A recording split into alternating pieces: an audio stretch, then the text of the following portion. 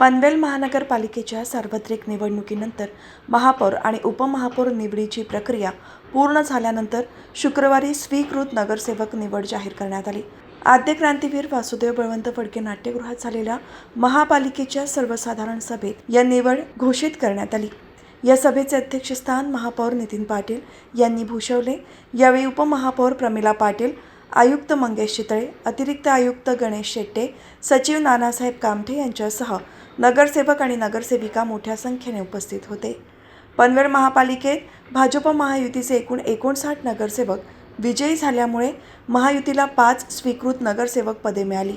त्यानुसार सभागृहाचा दांडगा अनुभव असलेले युवा नेते परेश ठाकूर, ॲडव्होकेट प्रथमेश सोमण, गणेश कडू, डॉक्टर अरुण कुमार भगत आणि दिनेश खानावकर यांच्या नावांची स्वीकृत नगरसेवक म्हणून घोषणा करण्यात आली।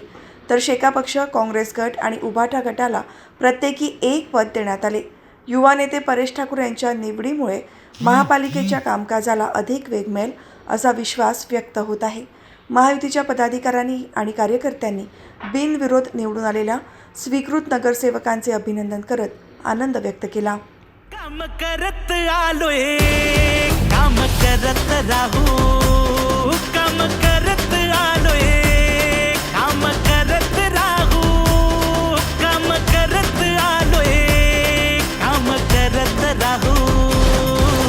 जनसेवा जनकल्याण आपल्या दादाचा वाडा, साथीनं साजरा करू हो महाराष्ट्र स्वाभिमानाचा। जनसेवा जनकल्याण आपल्या दादाचा वाडा, साथीनं साजरा करू हो महाराष्ट्र स्वाभिमानाचा।